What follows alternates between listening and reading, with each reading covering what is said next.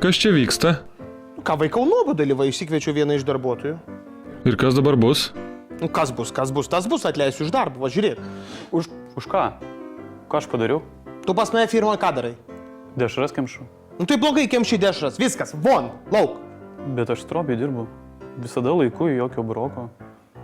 Aš riomerį baigęs, nesinai darbinut. Tai dabar išdarbinsiu. Pasigailėkit, man už butą paskolai grąžint. Aš pasitengsiu dirbti geriau. Kaip man patinka, kai jie inkščia ir verkia, nu net nuotaika pasitaiso, tokia, va, nu kaip muzikos pasiklausai, net gerus darbus norisi daryti ir šipsotis, va toks gerumas man krūtinė užpildo tiesiog ir laikosi. Tai gal galiu pasilikti? Ne!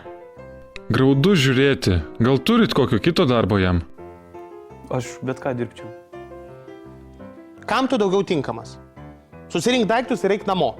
Dar gali išeiti nedešrą pasimti. Sakau, kad gerus darbus norisi daryti. Gal tikrai surastumėt kito darbo? Gal jis galėtų vežimėlį su jūsų golfo lasdom stumdyti po lauką, kai žaidžiat? Taip galėčiau. Yra kas stumdo tą vežimėlį. Mano sūnėnas. Moksleivis. Tėvai aišku pyksta, kad ten dažnai praleidžia į tas pamokas, kai aš noriu golfą pažaisti. Bet aš pasakysiu taip. Mokykla tikrai nėra ta institucija, kur bręsta, iš vis kur gimsta ir bręsta ir auga milijonieriai, tokie kaip aš. Ane? Žinokit, valdžia apdovanoja verslininkus, kurie sukuria daugiausia darbo vietų. O, apdovanojimus aš tai mėgstu. Kiek kainuoja? Nieko nekainuoja. Nu tai šūdas neapdovanojimas tada. Svarbu darbuotojų iš darbo neatleisti. Sakai? Nu tai ką tu dar moki? Nu, aš eilėraščius rašau. Galiu paskaityti. Naujausias.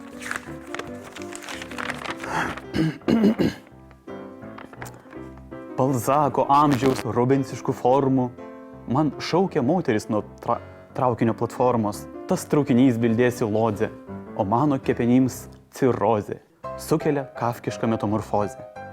Tai moteriai aš nuolankiai paklūstu, apsikabinam lovojo pro krūsto, po rubensiškom formom dūstu, va taip kalbėjo Zaratustra. Oho!